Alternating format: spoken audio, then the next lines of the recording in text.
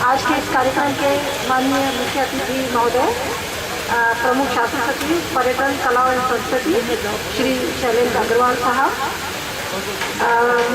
मौलाना अब्दुल कलाम आज़ाद अरबी फारसी शोध संस्थान के वर्तमान डायरेक्टर श्री लोकेश गौतम तथा पूर्व डायरेक्टर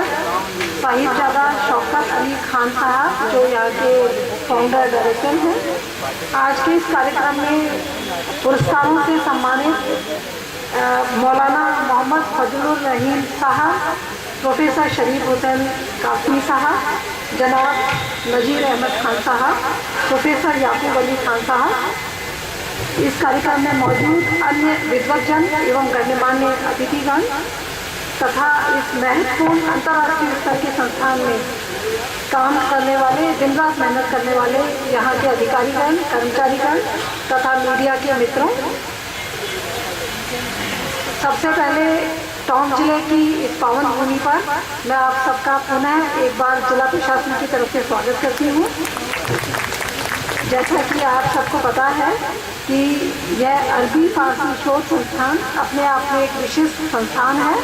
जो न केवल टोंक में, राजस्थान में और भारत में, बल्कि अंतर्राष्ट्रीय स्तर पर अपनी तरह का अनूठा संस्थान है और इसके मुकाबले का कोई भी संस्थान कहीं मौजूद नहीं है। टोंक रियासत काल से ही इस संस्थान को की एक भूमिका तैयार कर दी गई थी, जब यहाँ के पूर्व नवाबों ने इसकी स्थापना में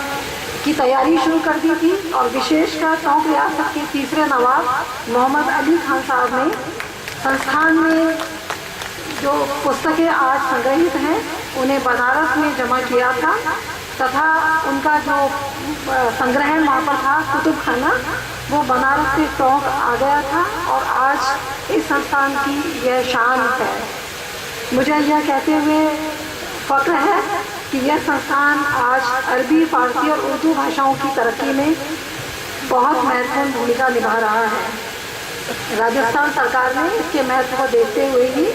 वर्ष 1978 में इसे निदेशालय का दर्जा दिया था और तब से ही यह संस्थान निरंतर प्रगति की ओर अग्रसर है।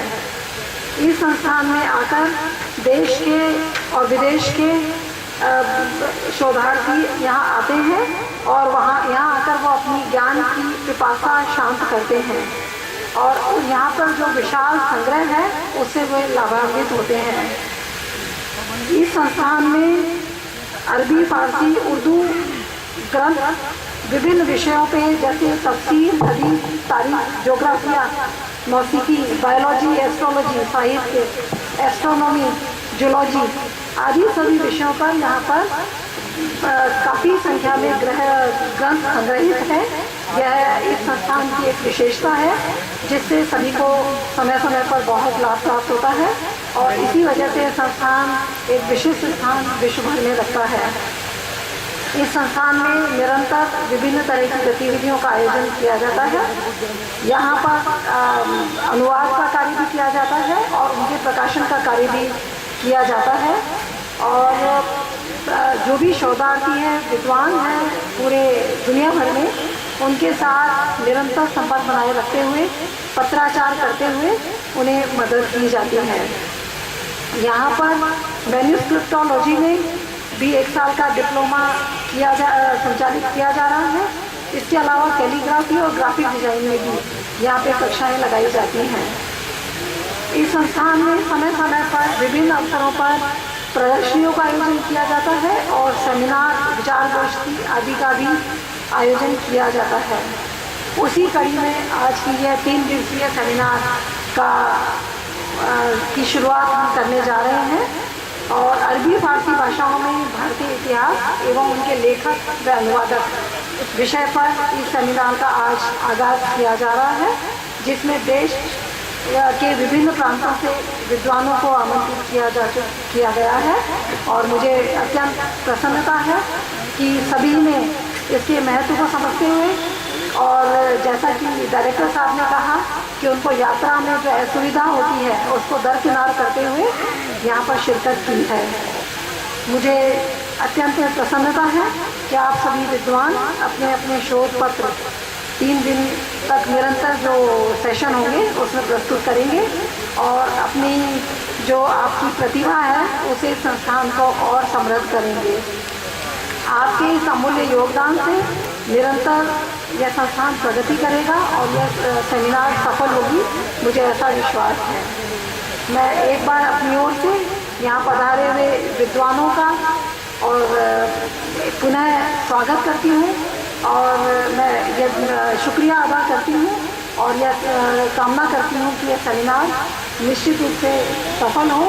और आप लोगों का यहाँ आने का मकसद भी पूरा हो और आप लोगों को भी एक अलग तरह का अनुभव टोंक की ज़मीन पर हो, ऐसी मैं आशा करती हूँ। मैं इस कार्यक्रम के मुख्य अतिथि महोदय श्री शैलेंद्र कुमार अग्रवाल साहब, प्रमुख शासन सचिव पर्यटन कला और संस्कृति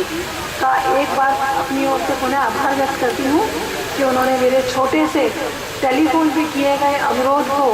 तुरंत ही स्वीकार किया और आज समय निकाल कर, काफ़ी व्यस्त हैं हमें पता है, सचिवालय में बहुत काम की व्यस्तता रहती है, परंतु उन्होंने व्यस्त समय में से अपना समय निकाला है और हमें टोंक वासियों को सबको अनुग्रहित किया है। एक बार मैं पुनः यहाँ पधारे हुए विद्वत जनों का पुनः अभिनंदन करती हूँ और आभार व्यक्त करती हूँ कि उन्होंने टोंक जिले की इस धरती को यहाँ पधार कर और अधिक पवित्र किया है। मैं इस संस्थान के निदेशक श्री लोकेश गौतम और यहाँ के जो अधिकारी और कर्मचारी हैं जो अनवरत इसकी प्रतिष्ठा में 4 चांद लगाने के लिए कार्यरत हैं, उनका भी आभार व्यक्त करती हूँ कि उन्होंने मुझे यहाँ आमंत्रित किया और इस सेमिनार में जो विद्वत जन पधारे हैं उनके सानिध्य में बैठने का, विचार विमर्श करने का एक अवसर प्रदान किया। मुझे अंत में एक बार पुनः मैं कहना चाहूँगी कि यह मेरे लिए अत्यंत गौरव की बात है कि मैं उस टोंक जिले में, जिसमें यह अंतर्राष्ट्रीय स्तर का ऐसा अनूठा संग्रहालय, ऐसा अनूठा संस्थान स्थित है, उस जिले में मुझे काम करने का अवसर मिल रहा है। इसके लिए मैं